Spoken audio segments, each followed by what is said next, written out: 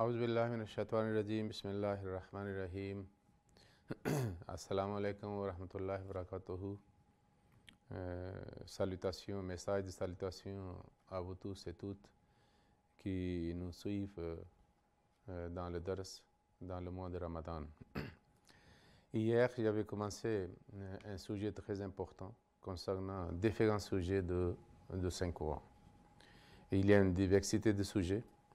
Et pour le premier point, j'avais pris le sujet concernant l'ordre dans le Saint-Coran, soit l'ordre des mots ou de versets ou de chapitres. Et j'avais expliqué beaucoup de choses. Et il y avait deux points qui restaient à mentionner particulièrement. Le premier, que lorsque j'avais mentionné qu'il y a un ordre parfait en ce qui concerne la mention des attributs de Dieu à la fin des différents versets de Saint-Coran, j'avais dit qu'il y a un ordre spécifique et vous n'allez pas trouver aucun cas dans le Saint-Coran comme, c'est-à-dire un ordre inverse. Par exemple, s'il dit Samiun Basir, c'est toujours Samiun Basir. Il n'y a jamais Basirun Samiun. Mais j'ai trouvé, c'est-à-dire le cas de deux attributs, par exemple Alimun Hakimun et Hakimun Alimun, nous trouvons que Alim est d'abord, Hakim après, mais dans un autre verset, il y a Hakim est d'abord et puis Alim c'est après. Selon ma connaissance et les recherches et mes études, c'est le seul cas que nous trouvons dans le Saint-Coran.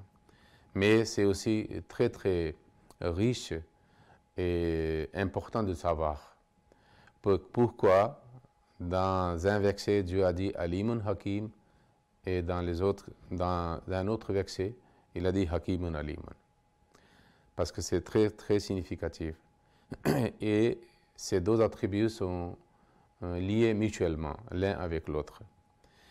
Et lorsque Dieu mentionne Alimun d'abord et puis Hakimun, ça veut dire après la connaissance, on peut renforcer la sagesse et on peut améliorer le niveau de sagesse. Mais lorsque Hakimun Alimun est mentionné Hakim d'abord, on peut interpréter que si quelqu'un est doué de sagesse, il peut très rapidement améliorer sa connaissance et développer sa connaissance. Donc dans la signification, ils sont liés mutuellement l'un avec l'autre, même si Alim devient d'abord ou Hakim devient d'abord. Et la connaissance et la sagesse sont liées l'une avec l'autre. Le deuxième point que je n'avais pas pu mentionner, c'était l'ordre de Saint-Coran. Et à la fin, je devais dire que j'avais ignoré que le début de Saint-Coran et la fin de Saint-Coran est lié très étroitement. Et cela montre que le Coran entier est très étroitement lié, c'est-à-dire une partie de Saint-Coran avec l'autre partie.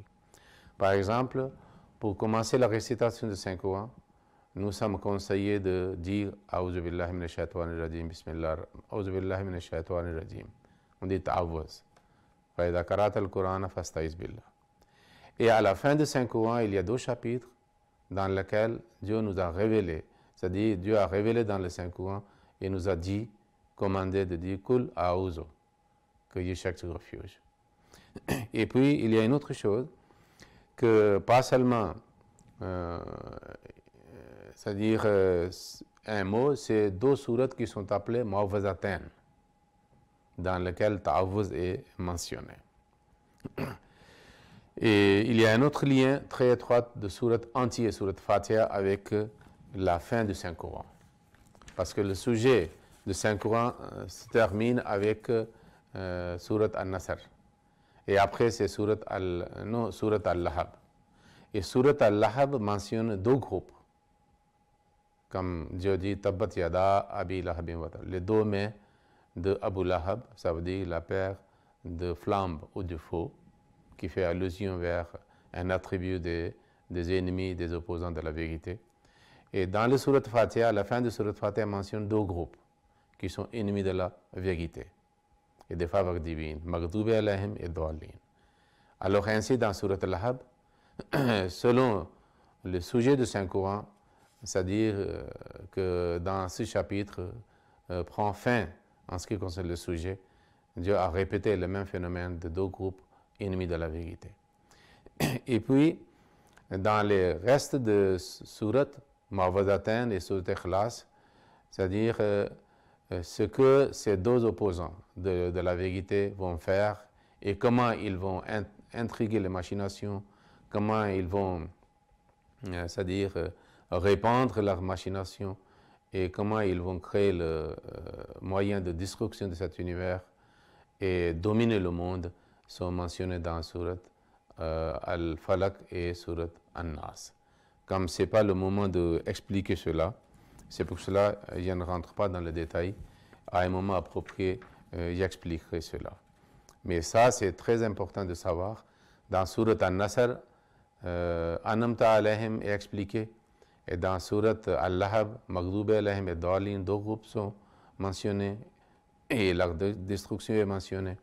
Et puis, dans surat Al-Ikhlas, le sujet de Anamta alayhim est repris parce que ceux qui ont la faveur divine ou des faveurs divines, ils dépendent de Dieu, comme le mot As-Samad mentionne. Que Samad signifie un être qui est indépendant, mais tous les autres dépendent de lui. Et ceux qui dépendent de lui, c'est eux qui seront protégés et auront le refuge. C'est ainsi que le début du Saint-Coran et la fin du Saint-Coran est aussi étroitement lié. Donc, dans le Surat Fatiha, on peut dire comme une dissertation très experte, que tout d'abord, on mentionne l'introduction du sujet, puis on fait le développement, et puis on présente la conclusion. Dans Surat Fatiha, c'est l'introduction du Saint-Coran et le sujet du Saint-Coran, et la connaissance du Saint-Coran est mentionnée comme une sémence. Et puis, dans le reste du Saint-Coran, ces sujets sont développés de différentes manières, avec de différentes nuances et différentes connotations et différentes preuves historiques, scientifiques et sociales. Et à la fin, Dieu a mentionné leur conclusion. Il a repris le même sujet avec des détails et explications davantage de différentes manières. C'est ainsi que nous pouvons dire que le Coran entier a un ordre très parfait qui est solide, qui s'entraide, qui se soude, et nous trouvons que c'est seulement la parole divine qui peut avoir de telles qualités. Deuxième sujet concernant le sujet du Saint-Coran et souvent les Mufassirin ont fait le débat sur ça, et la plupart des Mufassirin ont créé le tafsir de Muhkamat et Mutashabihat, qui est le sujet d'aujourd'hui, de telle façon qu'il a créé une confusion. Ils n'ont pas compris le Muhkamat et ni compris Mutashabihat. Alors, il y a plusieurs versets de Saint-Coran qui mentionnent surtout les trois versets qui mentionnent ce sujet. Il faut savoir que quand on dit Muhkam, ça veut dire quelque chose qui est ferme, solide et très clair et décisif dans, c'est-à-dire, dans sa connaissance ou dans sa réalité. Et Mutashabihat, en réalité, les gens ont fait beaucoup de fautes et erreurs en expliquant Mutashabihat. Mutashabihat ne signifie pas qu'il y a doute. Mutashabihat signifie qu'ils ont de similarité. Et une chose est similaire à l'autre, on dit que cette chose est mutashabih avec l'autre. À cause de racine de ce mot qui est shin, ba et ha, shubha, qui signifie doute, les gens ont compris qu'il y a des versets dans lesquels il y a le doute. Non. Ça signifie seulement les versets similaires qui existent dans le Saint-Coran, mais existent aussi dans les autres écritures antérieures, on peut le dire. Donc, qu'est-ce que le Coran dit à ce propos? Nous trouvons dans Surat Al-Imran, chapitre 3, verset 8, Dieu dit « Huwalladhi anzala alayka al-kitaba minhu ayatun muhkamatun hunna ummul kitabi wa ukhra mutashabihatun fa amma alladhina fi qulubihim zayghun fayattabi'una ma tashabaha minhu ibtigha'a al-fitnati wa ibtigha'a ta'wilihi wa ma ya'lamu ta'wilahu illa Allah wa ar-rasikhuna fil ilmi yaquluna rabbana يقولون آمنا به Kullu min indi rabbina wa ma yazakkaru illa ulul albab. Traduction de ce verset est: c'est lui qui a fait descendre sur toi le livre qui renferme ces versets, dont le sens est décisif. Mais on peut traduire comme le livre qui a des versets muhkamat. Parce que la traduction donnée, c'est aussi qui a une explication. Hunna umul kitabe, ces muhkamat sont la mère du livre. Wa mutashabihatun, et il y a des versets qui sont mutashabihat. Traduction faite par le verset susceptible d'être interprété de différentes manières. C'est une des explications de ce mot. Mais ceux qui ont de la perversité au cœur s'appuieront sur ceux qui prétendent à diverses interprétations. Ça veut dire qu'ils sont mutashabihat, c'est-à-dire ils s'appuieront sur les mutashabihat, dont le cœur a la perversité. Pour chercher, pourquoi faire? Pour chercher à s'aimer la discorde en y donnant une fausse interprétation, alors que personne n'en connaît l'interprétation exacte du livre hormis Allah et ceux qui sont profondément enracinés dans la connaissance. Ils disent: nous y croyons, tout émane de notre Seigneur, mais personne n'attire les sons, sauf ceux doués d'intelligence. Alors, dans ce verset, Dieu a mentionné, le verset d'Al Imran, qu'il y a des versets muhkamat, il y a le verset mutashabihat.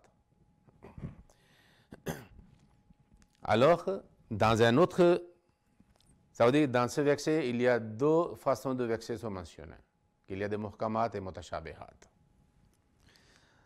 Dans le Surat Hud, lorsque nous lisons, nous trouvons quelque chose de très étrange. En apparence, il nous paraît qu'il y a une contradiction dans le Saint-Coran. Parce que dans le verset de Surat Al Imran, verset 8, il dit il y a des muhkamat et mutashabihat. Il y a deux sortes de versets, deux catégories de versets.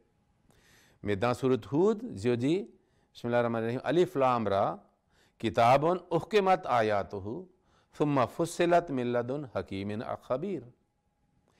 Il dit que Alif Lam Mim Ra, Alif Lam Ra, ceci est un livre dont les versets ont été fermement établis et exempts d'imperfection et qui ensuite ont été exposés en détail.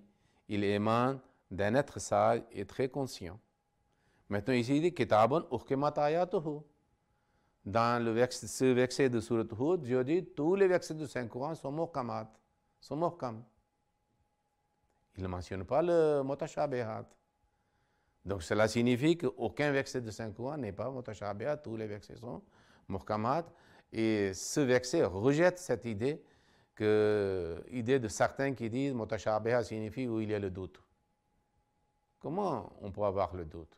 Dieu dit dans le Saint-Coran, au début de Saint-Coran, Surat Baqara, la rayba fihi. Et puis il a dit la shak. Le mensonge ne peut pas, c'est-à-dire venir ni de devant ni de derrière pour le Saint-Coran. C'est tellement solide, tellement clair et tellement muhkam.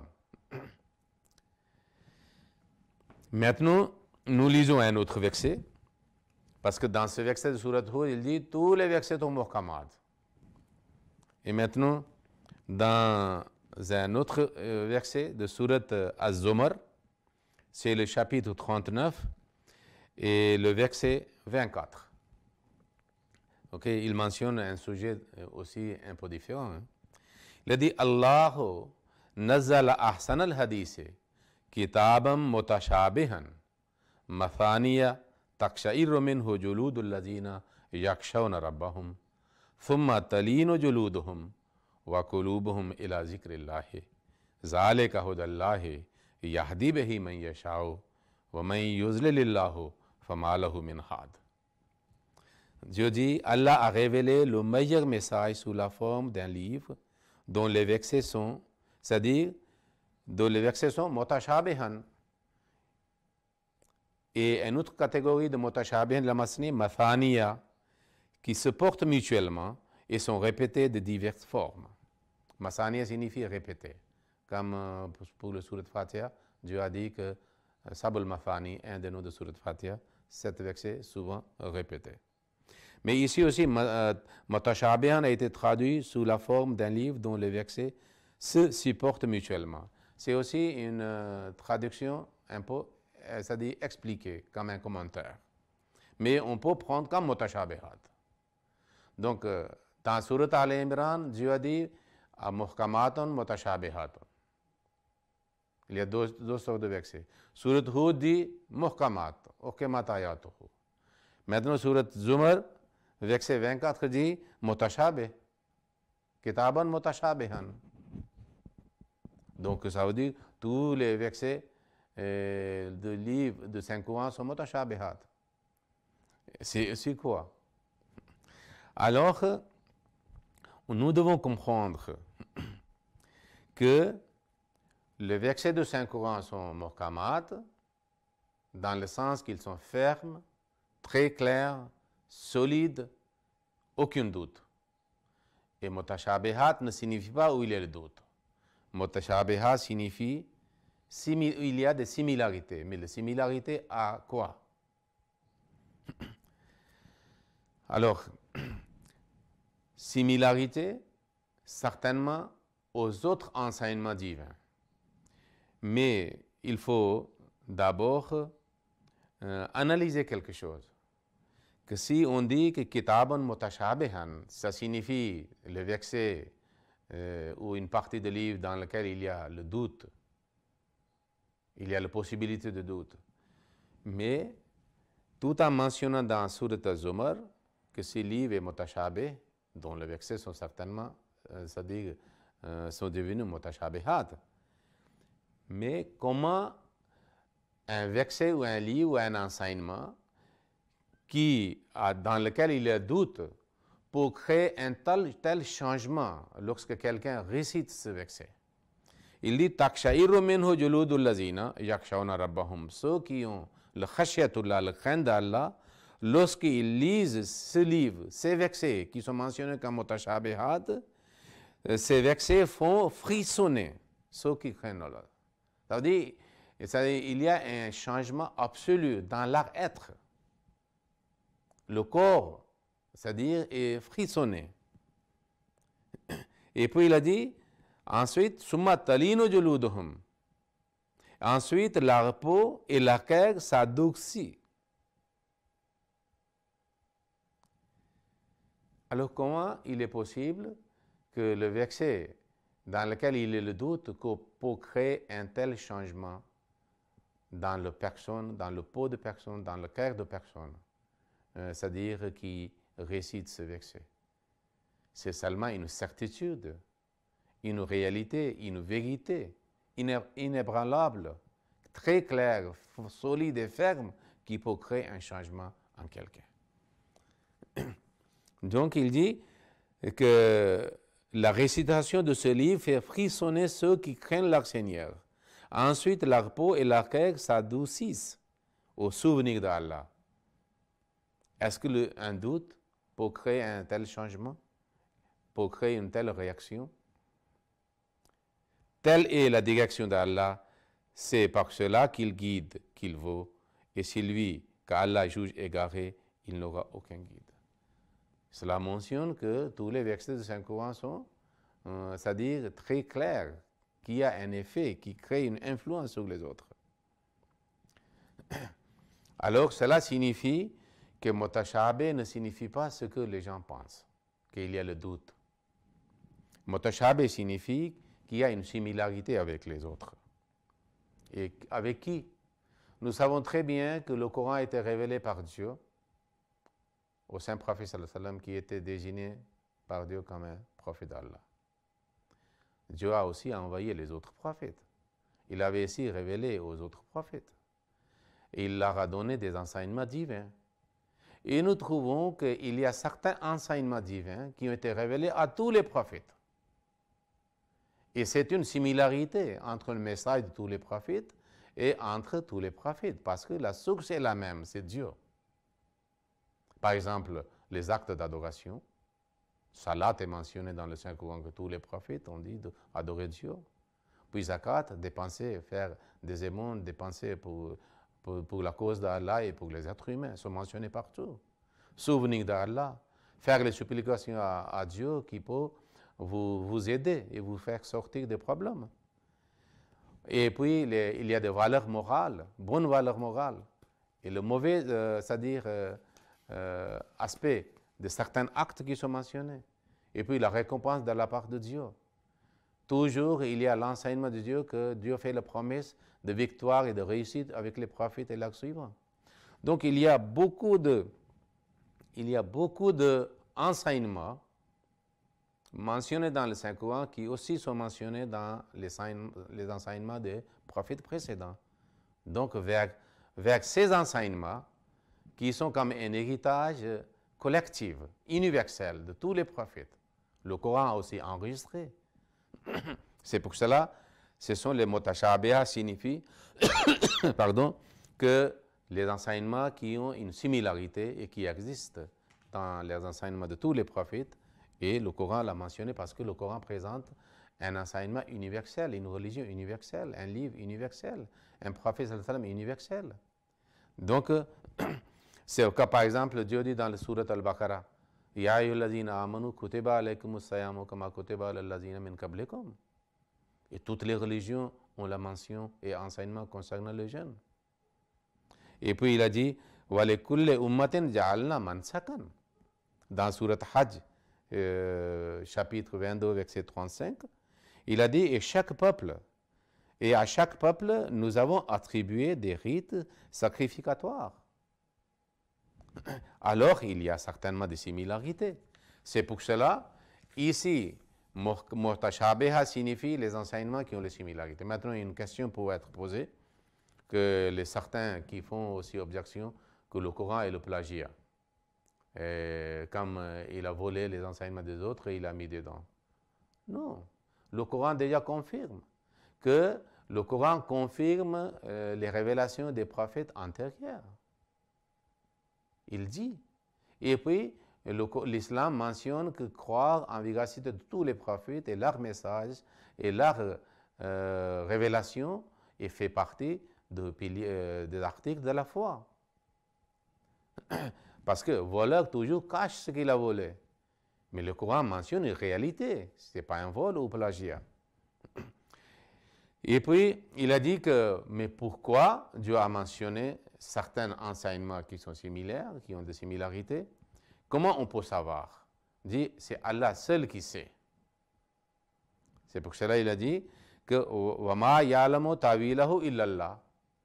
Parce que c'est Allah sait quels sont des enseignements qui devaient être mentionnés dans le Saint-Coran, qui existent dans les enseignements, dans les religions des prophètes précédents. C'est Allah qui sait.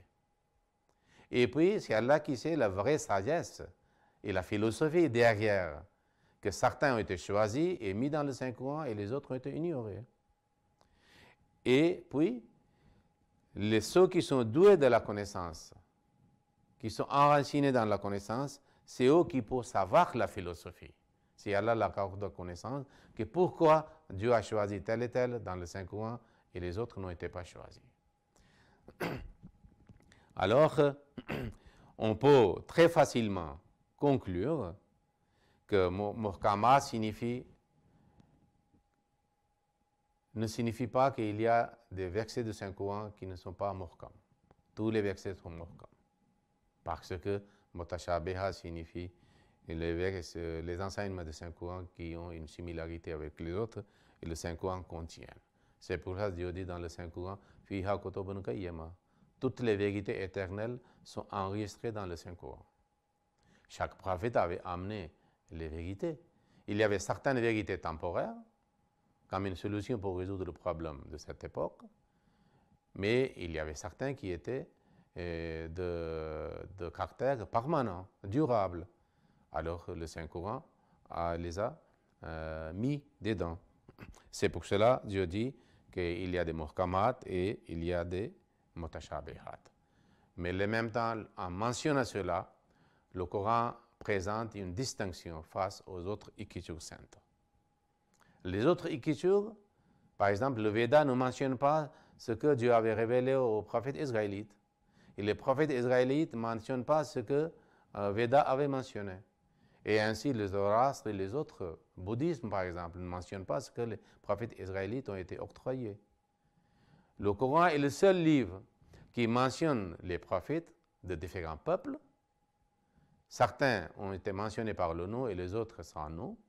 Leurs enseignements sont mentionnés des fois avec la référence de leur nom et leur peuple et des fois de façon générale. Et puis, il a dit, chaque peuple a connu des prophètes et des messages de Dieu. Parce que Dieu est universel pour le monde entier, pour tous les peuples et toutes les nations. C'est le seul, le Coran, qui a mentionné, c'est-à-dire les enseignements de tous les prophètes, et nous devons le croire et confirmer leur véracité, et puis les prophètes aussi. Certains avec le nom et les autres sans nom. Mais leurs enseignements sont mentionnés dans le Saint-Coran par le mot mutashabihat, qui méritait d'être répété, Dieu l'a choisi, et les a nommés mutashabihat. Mais ceux qui n'étaient pas mentionnés sont aussi dans les enseignements de prophètes précédents, le Coran mentionne, parce que le Coran était comme une solution pour le problème de l'humanité entière pour toujours. C'est pour cela nous devons comprendre mutashabihat et muhkamat dans tel sens. Cela montre la beauté de Saint-Coran, une distinction très claire, c'est-à-dire et distincte de Saint-Coran par rapport aux autres écritures saintes. Et c'est une beauté. Et c'est un des grands sujets de Saint-Coran qui est résolu par le fondateur de Jamaat Ahmadiyya et par les khulafa de M. Premier Salam. Ainsi, le Coran devient très clair et très explicite pour nous à comprendre facilement. Allahumma salli ala Muhammadin wa ala ali Muhammadin wa barik wa sallam innaka hamidun majid. Allahumma salli ala